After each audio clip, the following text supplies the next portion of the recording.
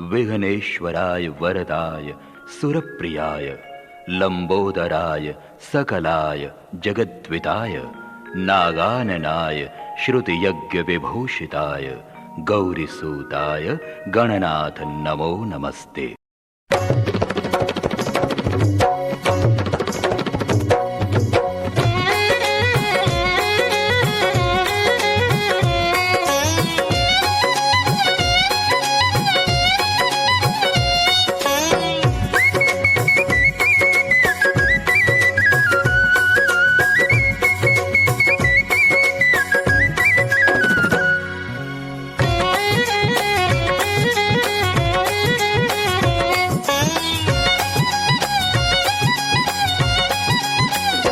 मुरली वाले ने घेर लई, अकेली पनिया गई। मुरली वाले ने घेर लई। वंदना करेंगे जिस तरह कथा का नियम होता है। जहाँ कहीं भी श्रीमद् भागवत की कथा होती है या राम कथा होती है, उस भूमि पर श्री हनुमंत लाल जी पहले से ही आकर विराजमान हो जाते हैं कथा श्रवण हेतु। तो आइए उन्हीं श्री हनुमान जी के चरणों की वंदना करेंगे हम और आप सभी भक्तगण मिलकर, ताली की सेवा के साथ, वाणी के सहयोग के साथ।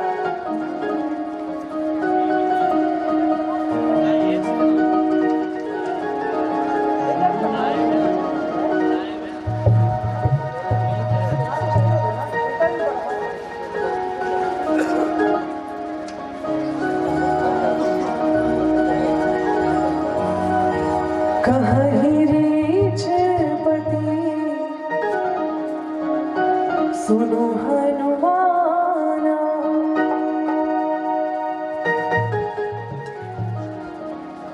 का चुप साध रहो बलवाना।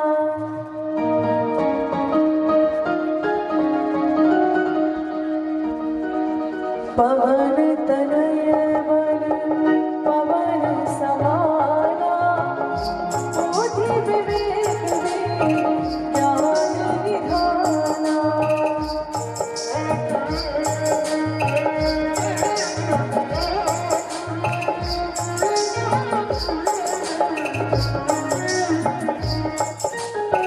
कमल सुकाज कठिन जग माही, जो नहीं होए तात तुम पाही।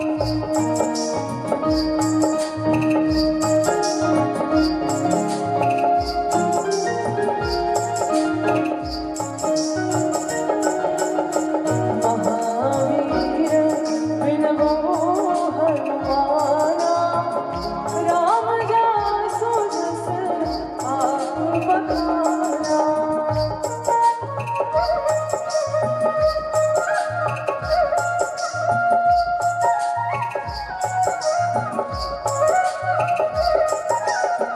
अब विलंब के कारण स्वामी, अब विलंब के कारण स्वामी, कृपा करहु अंतर्यामी।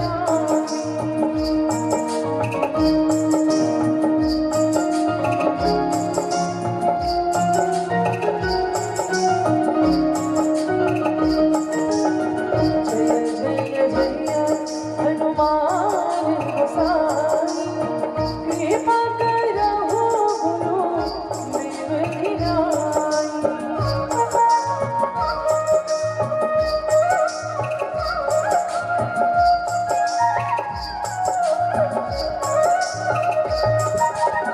कृपा करहु गुरु देव की नाई। बोली हनुमान जी महाराज की। आइए हनुमंत जी विराजिए। दोनों हाथ ऊपर उठाकर राधे राधे सभी लोग बोलेंगे, जरा जोर से बोले आप सभी। राधे राधे राधे राधे। तो आइए राधा नाम का आश्रय लेते हुए जीवन की बाधा को मिटाने के लिए भागवत कथा का आश्रय लेंगे। और कल हम लोगों ने सुना कि 7 कोश लंबे श्री गिरिराज महाराज को वाम हस्त की छोटी सी कनिष्ठिका उंगली के नख के ऊपर भगवान कृष्ण ने धारण किया। अब जरा ध्यान देना, भगवान कृष्ण ने ब्रजवासियों की रक्षा के लिए गिरिराज महाराज को ही क्यों उठाया? क्या कारण था कि गिरिराज महाराज को ही उठाया? ब्रजवासियों की रक्षा के लिए किसी और पर्वत को भी उठा सकते थे भगवान कृष्ण, पर गिरिराज पर्वत को ही क्यों उठाया? क्या कारण था? तो कारण बड़ा सुंदर है, और ये जो कारण है ये द्वापर का नहीं है, बल्कि ये त्रेता युग का है। त्रेता युग में जब भगवान श्री राम जी समुद्र के ऊपर सेतु का निर्माण कर रहे थे, तो उस समय बड़े बड़े पर्वतों को और पत्थरों को लाया गया। तो बड़े बड़े पत्थरों को लाने का, पर्वतों को लाने का कार्य कौन कर रहे थे? हनुमान जी महाराज। हनुमान जी महाराज बड़े बड़े पर्वतों को लाते, राम नाम लिखते, और राम नाम के प्रभाव से वो बड़े बड़े पर्वत भी पानी में तैर जाते। ऐसा चलता रहा। तो इसी क्रम में हनुमान जी महाराज द्रोणागिरी पर्वत के बेटे गिरिराज पर्वत के पास गए और गिरिराज पर्वत से कहा कि भैया चलो, तुम भी भगवान श्री राम जी की सहायता करना और तुम भी भगवान श्री राम जी के सेतु में लगना। अब तो जैसे ही ये सुना तो गिरिराज महाराज तो एकदम खुश हो गए। सोचने लगे मेरा कितना बड़ा सौभाग्य होगा जो मैं भगवान श्री राम जी की सहायता कर पाऊंगा, जो मैं भगवान श्री राम जी के सेतु में लग पाऊंगा, राम सेतु में मुझे लगाया जाएगा। तो गोवर्धन नाथ महाराज तो जाने के लिए एकदम तैयार हो गए, और हनुमान जी महाराज गोवर्धन नाथ महाराज को हाथ में उठाने ही वाले थे कि उसी क्षण रामादल से एक घोषणा हो गई। और घोषणा कैसी? कि जितने भी बानर भालू कपि श्रेष्ठ गए हैं पर्वतों को, पत्थरों को लेने के लिए, वो उन पर्वतों को, पत्थरों को वहीं रख दें। क्यों? क्योंकि सेतु का कार्य पूरा हो चुका है, सेतु पूरा बन चुका है। अब और पर्वतों और पत्थरों की आवश्यकता नहीं है। तो हनुमान जी महाराज तो जैसे ये सुना गिरिराज महाराज ने, तो तुरंत गिरिराज महाराज को बड़ा दुख हुआ कि देखो मेरा सौभाग्य बनते बनते भी बिगड़ गया। कहाँ मैं भगवान की सहायता करता, कहाँ मैं भगवान श्री राम जी के सेतु में लगाया जाता, पर देखो सेतु का कार्य तो पूरा हो चुका। तो हनुमान जी महाराज एकदम, भगवान श्री राम जी ने वरदान दिया कि हे गिरिराज जी आप उदास मत होइए, कोई बात नहीं, आप त्रेता युग में मेरी सहायता नहीं कर पाए, कोई बात नहीं, तो आप द्वापर में मेरी सहायता करेंगे। द्वापर में जब घनघोर वर्षा होगी, 7 दिनों तक पानी गिरेगा, तो ब्रजमंडल में इतनी वर्षा होगी, तो उस वर्षा के जल के लिए, उन ब्रजवासियों की रक्षा के लिए मैं किसी और पर्वत को नहीं उठाऊंगा, बल्कि आपको ही उठाऊंगा। इसलिए भगवान कृष्ण ने त्रेता युग के दिए हुए वरदान को पूरा करने के लिए द्वापर में 7 कोश लंबे गिरिराज महाराज को वाम हस्त की छोटी सी कनिष्ठिका उंगली के नख के ऊपर धारण किया। बोलिए गिरिराज धरण भगवान की जय हो। इस तरह 7 कोश लंबे गिरिराज जी को उठाया। अब जरा ध्यान देना, ये गिरिराज जी कौन है? आप सभी जानते हैं, द्रोणागिरी पर्वत के बेटे हैं। भगवान कृष्ण ने गिरिराज पर्वत को उठा रखा है तो सारे ग्वाल वाल सखा कहते हैं कि अरे लाला देख, तूने अपनी छोटी सी उंगली पे गिरिराज उठा रखा है, तो लाला एक काम कर, तूने घड़ी भर विश्राम कर ले, और देख हमने अपनी अपनी लाठियां लगा रखी हैं, तो तू थोड़ा विश्राम कर ले। कहा कि तू थोड़ा विश्राम कर ले। जैसे ही ये कहा तो भगवान कृष्ण ने कहा भैया हाथ अलग अलग कर दे। कहा हाँ हाँ हटा दो हाथ। जैसे ही कहा कि हाथ हटा दो, ग्वाल वालों ने कहा हमने तो अपनी लाठियां लगा रखी है, तू हटा ले हाथ। तो भगवान कृष्ण जी ने हाथ हटाने के लिए हल्की सी उंगली क्या नीचे की कि गिरिराज महाराज तो नीचे आने लगे। अब तो सारे ग्वाल वाल कहने लगे अरे लाला थाम, अरे लाला थाम, अरे कन्हैया अपने गिरिराज को थाम। और इस तरह भगवान कृष्ण ने फिर से पुनः गिरिराज जी को उठाया। अब ग्वाल वाल सखा कहने लगे कि अरे लाला तो पे इतनो बल कहाँ से आई गयो, अरे हमने सैकड़ों लाठियां लगा रखी, तो वो लाठियां चट चट करके टूट गई, पर तू तेरी इस छोटी सी उंगली में इतनो बल कहाँ से आ गयो जो 7 दिनों से तूने गिरिराज को उठा रखा है। तो भगवान कृष्ण कहते हैं बता दे इतना बल कहाँ से आया। कहा हाँ। तो भगवान कृष्ण कहते हैं कछु माखन को बल बढ़ियो, कछु गोपिन करी सहाय, श्री राधा जो की कृपा से मैंने गिरवलियो उठाए।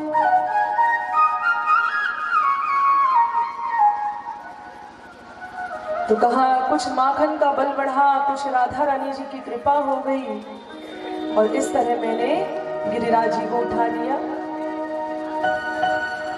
अब जरा ध्यान देना भक्तों, माताओं, प्रिय मेरी प्यारी प्यारी माताओं, भगवत प्रेमियों,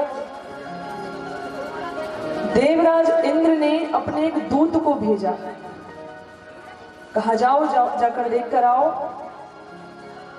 ब्रजवासी तो पानी में डूब के मर गए होंगे, क्योंकि मैंने सावर्तक मेघों को आदेश दिया है, तो इतनी मूसलाधार बारिश हुई है कि सारे ब्रजवासी तो जल में डूब के मर गए होंगे। तो इंद्र का एक दूत आता है। इंद्र के दूत ने जाकर हाल देखा और जाकर बताया।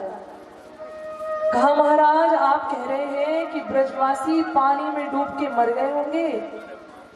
अरे महाराज वहां तो पानी का नामो निशान भी नहीं है, वहां तो धूल उड़ रही है, और ऐसा लगता है जैसे कई वर्षों से वहां वर्षा ना हुई हो। इंद्र को बड़ा अचरज हुआ। इंद्र सोचने लगे ऐसा कैसे हो सकता है, अरे मैंने तो महाभयंकर सावर्तक मेघों को आदेश दिया था, तो ये कैसे हो सकता है। अब जरा ध्यान देना, ब्रज में इतनी वर्षा हुई, इतना जल गिरा 7 दिनों तक, तो वो वर्षा का जल कहाँ गया, वो पानी कहाँ गया।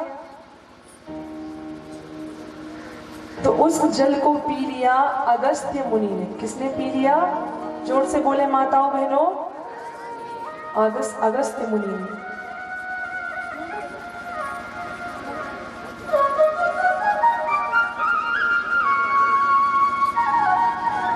तो अगस्त्य मुनि ने उस जल को पी लिया। अब कब पिया पानी, कैसे पिया, तो ये भी ध्यान से सुनिएगा। ये भी जो क्रम है ना, ये भी त्रेता युग से ही जुड़ा हुआ है। त्रेता युग में भगवान श्री राम जी ने रावण का संहार किया। तो रावण का संहार करके जब भगवान श्री राम जी अयोध्या वापस आए, तो राम जी राजा बने, सीता जी रानी बन गई। अब सीता मैया का एक नियम था। नियम क्या था कि सीता मैया प्रतिदिन ब्राह्मणों को भोजन कराती थी, फिर उसके बाद स्वयं भोजन करती थी। ऐसा नियम चलता रहा। तो सीता जी के यहाँ रोज कोई ना कोई ब्राह्मण, कोई ना कोई पंडित जी खाने पर आते थे, भोजन पर आते थे। ऐसा चलता रहा। तो एक बार सीता जी ने भगवान राम जी से कहा महाराज देखिए, मैं इतने अच्छे से भोजन बनाती हूँ, इतना सारा भोजन बनाती हूँ, अच्छे अच्छे व्यंजन बनाती हूँ, पर डेली जो पंडित जी आते हैं वो बस 2-4 पूड़ी खाते हैं और कहते हैं बस हो गया। और मैं इतने अच्छे से इतना सब कुछ बनाती हूँ, तो पंडित जी हैं कि कुछ खाते ही नहीं है। तो महाराज ऐसा कुछ करिए ना कि किसी ऐसे पंडित जी को बुलाइए जो थोड़ा ज्यादा खाएं, यानी मैं इतना सब कुछ बनाती हूँ, थोड़ा वो खाएं भी तो, सब ऐसी रखा रह जाता है। तो आप थोड़ा ज्यादा खाने वाले पंडित जी को कल अपने घर में निमंत्रण कर दीजिए भोजन के लिए। तो राम जी ने मुस्कुराते हुए सीता जी से कहा कि देवी, अभी आपने पंडित जी लोगों को देखा नहीं है, फिर आपकी ये रसोई भी कम पड़ जाएगी। आप कह रही हो ना कि थोड़ा ज्यादा खाने वाले पंडित जी को बुलाऊं। तो सीता जी कहती है नहीं नहीं प्रभु जी, बुलाइए, कोई कमी नहीं आएगी। मैंने तो तरह तरह से इतने प्रकार के व्यंजन बनाए हैं कि थोड़ा ज्यादा ही खाने वाले पंडित जी को बुलाइए। तो भगवान राम जी ने कहा ठीक है, बुला लेते हैं। और भगवान श्री राम जी ने अब क्या किया कि अगस्त्य मुनि को न्योता दे दिया, अगस्त्य मुनि को निमंत्रण दे दिया। अब अगस्त्य मुनि आ गए। भगवान राम जी ने इशारा कर दिया, कहा देखिए गुरु जी, थोड़ा देख लीजिएगा, थोड़ा अच्छे से खाइएगा। अगस्त्य मुनि ने कहा हाँ हाँ। सीता जी लेकर आई अंदर, उनके चरणों का प्रक्षालन किया, चरणों को धोया, एक बड़ा सुंदर सा आसन बिछाया, चौकी लगाई, सोने की थाली रखी और सोने की 56 कटोरी रखी। और उन सोने की 56 कटोरी में 56 प्रकार के ही व्यंजन रख दिए। और सीता जी बैठ गई और हाथ जोड़कर कहा गुरु जी पाइए, महाराज जी पाइए। कहा कि थोड़ा प्रसाद पाइए। अब तो जैसे अगस्त्य मुनि ने सामने 56 प्रकार की कटोरियों को देखा, 36 प्रकार के व्यंजनों को देखा, तो अगस्त्य मुनि को थोड़ा हंसी आ गई। अगस्त्य मुनि तो हंसने लगे। अब सीता जी कहती हैं गुरु जी, आपको हंसी किस बात पर आई? तो अगस्त्य मुनि ने कहा देवी देखो, इतने भोजन का मैं क्या करूं? इस भोजन को मैं आंख में डालूं, नाक में डालूं कि कान में डालूं? सीता जी ने कहा महाराज जी मुझे कुछ समझ में नहीं आया। कहा देवी बात यह है कि इतने भोजन से हमारा कुछ भी नहीं चलेगा, ये तो हमारे एक दाढ़ में, एक कोने में ही समा जाएगा। देवी हमारे लिए और लेकर आओ। सीता जी तो खुश हो गई, कहा अरे वाह, आज आए हैं कोई बढ़िया से खाने वाले पंडित जी। कहा ठीक है महाराज, आप पाइए तो सही। और 1 सेकेंड में ही अगस्त्य मुनि ने 56 की 56 कटोरी खाली कर दी और कहा देवी और लाओ, देवी और लेकर आओ। सीता जी तो रसोई घर की ओर दौड़ पड़ी, दौड़ती हैं और अगस्त्य मुनि तो कहते और लाओ। सीता जी रसोई घर के अंदर जाती हैं, लाती हैं, लाती हैं और अगस्त्य मुनि तो कहते हैं कि और लाओ। पूरा का पूरा भोजन समाप्त हो गया। सीता जी ने और लोगों को भोजन बनाने में लगा दिया। वो भोजन बना बना कर हार गए और अगस्त्य मुनि तो कहते देवी और लाओ, और लाओ, और लाओ। 3 दिन बीत गए लगातार खाते खाते। 3 दिन बीत गए लगातार खाते खाते। अब तो सीता जी कहती हैं कि अब हमारे बस का नहीं रहा। तो सीता जी ने अब निमंत्रण दे दिया 9 निधियों को। 9 निधि में से कोई एक निधि भी कहीं आ जाए तो किसी चीज की कमी नहीं होती, पर यहाँ तो 9 निधि भी भोजन बना बना कर हार गई। 9 निधि अड़िमा गरिमा लघिमा महिमा आदि सारी निधियां यहाँ भोजन बना रही हैं, पर अगस्त्य मुनि का तो भोजन पूरा होता ही नहीं है। अब तो 9 निधि भी जब भोजन बनाकर हार गई, तो अब यहाँ पर रिद्धि सिद्धि को बुला लिया गया। अब बताइए, जहाँ रिद्धि सिद्धि आ जाए वहां किसी चीज की कमी तो रहती नहीं है, पर यहाँ रिद्धि सिद्धि भी भोजन बनाकर हार गई। अब अंत में बुला लिया गणेश जी को। गणेश जी बैठे हैं चूल्हे के पास, पूड़ी निकाल रहे हैं। सीता जी भोजन बना रही है, रिद्धि सिद्धि सब्जी बना रही है। 9 निधि रिद्धि सिद्धि सबके सब भोजन बना बना कर हार गए, पर अगस्त्य मुनि का भोजन तो पूरा हुआ ही नहीं।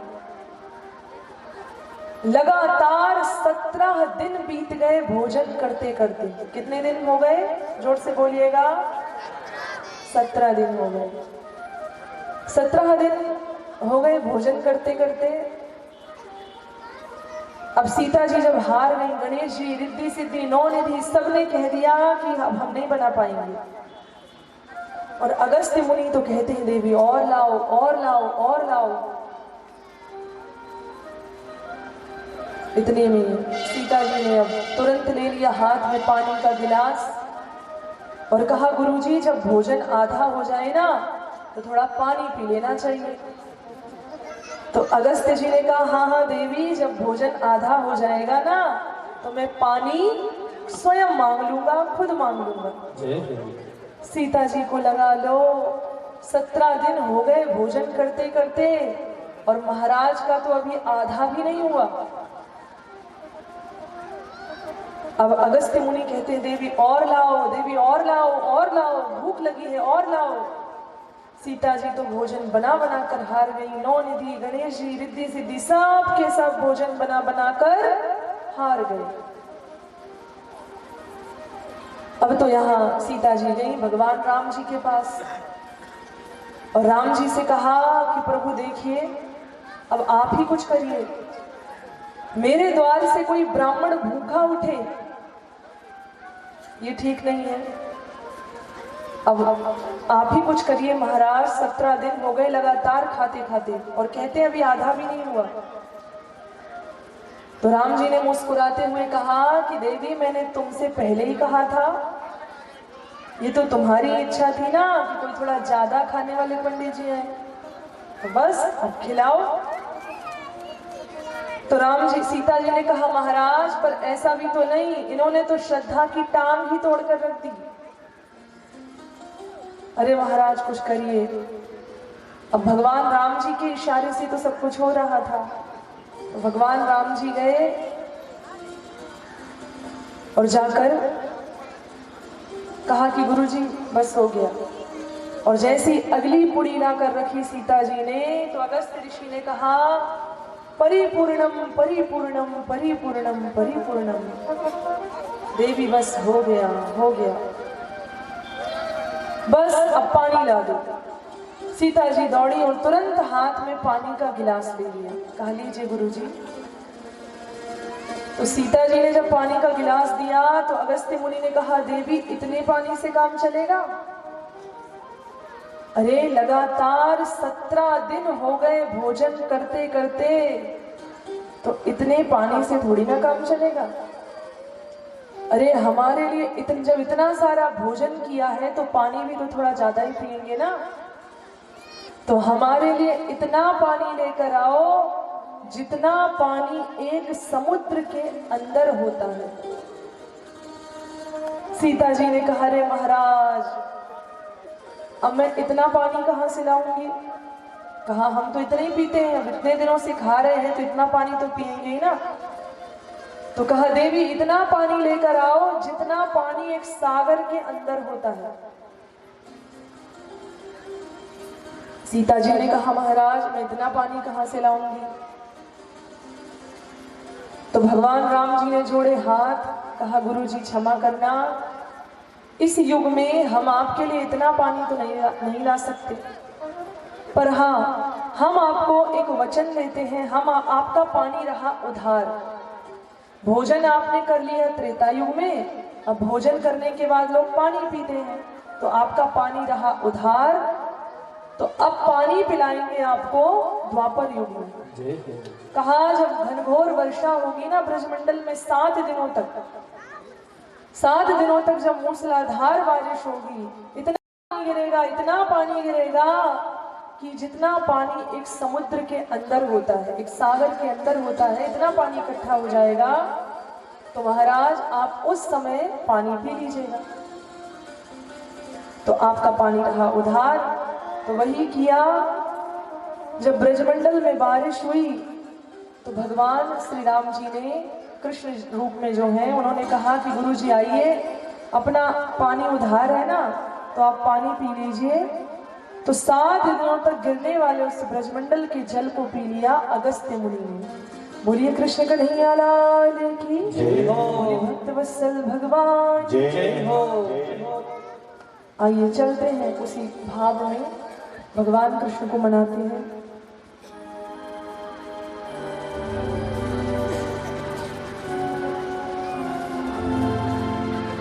श्री राधा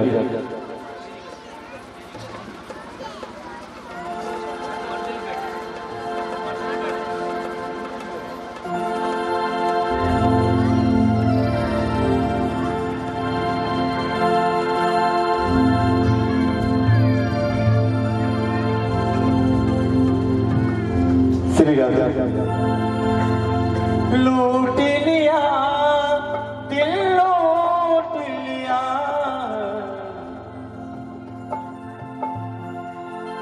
वो मेरा काली कमली वाले ने दिल लूट लिया, मेरा काली कमली वाले ने दिल लूट लिया, मेरा काली कमली वाले ने दिल लूट लिया, मेरा काली कमली वाले ने दिल लूट लिया, लूट लिया दिल, लूट लिया है, लूट लिया दिल, लूट लिया है, लूट लिया दिल, लूट लिया है, लूट लिया दिल, लूट लिया है, मेरे काली काली कमली वाले ने दिल लूट लिया, मेरे काली कमली वाले ने दिल लूट लिया, मेरे काली कमली वाले ने दिल लूट लिया, मेरा काली कमली वाले ने दिल लूट लिया।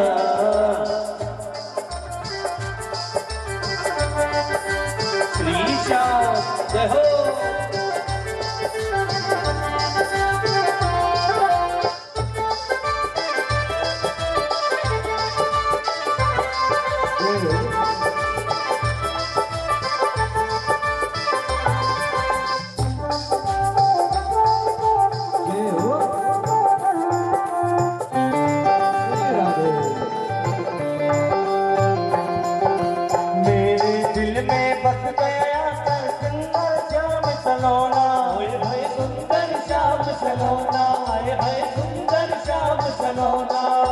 उस बाके की बाकी अदा ने कर दिया मुझ पर तोड़ा, होए होए कर दिया मुझ पर तोड़ा, आए हाय कर दिया मुझ पर तोड़ा, कुछ छेड़ चबीले ग्वाले, कुछ छेड़ चबीले ग्वाले ने दिल लूट लिया, मेरे काली कमली वाले ने दिल लूट लिया, मेरा काली काली कमली वाले ने दिल लूट लिया, मेरे काली कमली वाले ने दिल लूट लिया। जय हो।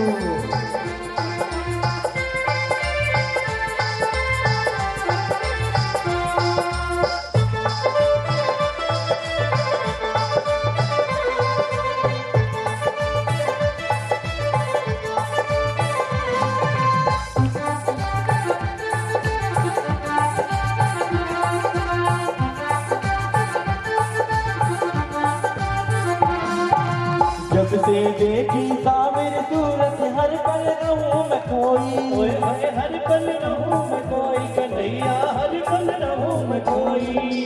रात बिना तेरी याद सताए, चुप चुप बैठ के रोई, ओए ओए चुप चुप बैठ के रोई, हाय हाय चुप चुप बैठ के रोई। कजरारे नैनों वाले, कजरारे नैनों वाले।